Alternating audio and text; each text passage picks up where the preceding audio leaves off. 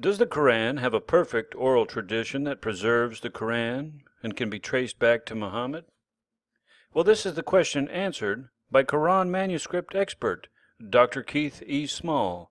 He writes, "An oral tradition is not in question.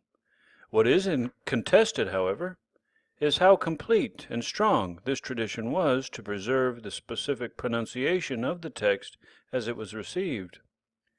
If a written version was produced within decades of Muhammad's death, this would demonstrate that a strict oral transmission was not considered enough of a safeguard to preserve the text.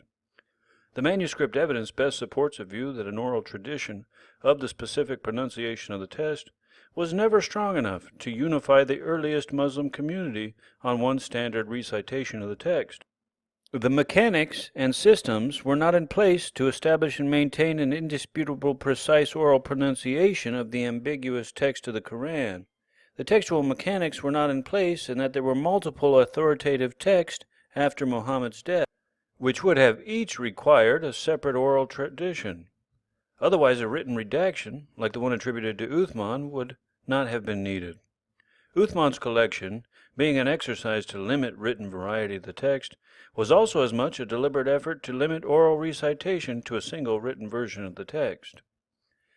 Though this early standardization of the text did provide a basis of unity, it was not precise enough to present the development of rival recitation systems, nor did it completely displace the use of different recitatal systems based on other forms of the text attributed to other companions of Muhammad. The best explanation for the textual variance is that competing recitals and written versions of the Quran did in fact exist. The oral tradition was not strong enough to keep them completely in check. Then, after the text was in place, there was a degree of flexibility allowed concerning its precise pronunciation that grew into a multiplicity of recital systems that were being practiced some 250 years later, when Ibn Mujahid found it necessary to try and limit them to 7. Some of these other systems were possibly tied to text that preceded the standardized one, but most of them seem to have been based on different ways of applying diacritical and vocalization marks to the standard text. Manuscripts from this would have allowed this degree of flexibility, and the system of colored dots for vocalization confirmed that the more systems than the 7 or 10 were being practiced. Now, as the oral tradition became more standardized, it advanced the need for a more precise Arabic script, and at the same time, the more precise the Arabic script enabled the oral tradition to be recorded and maintained with greater precision.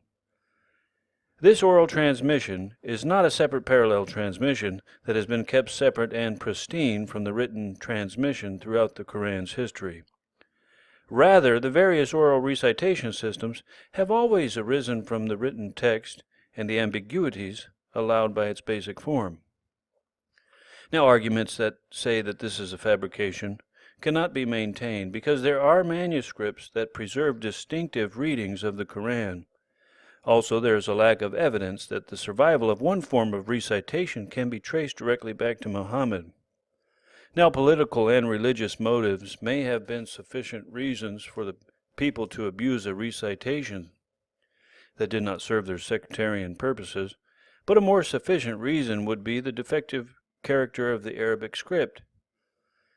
The colored dot systems do not present the short vowels with the precision required to record and transmit a complete reading system, and the chains of names of transmitters of these systems are also not enough.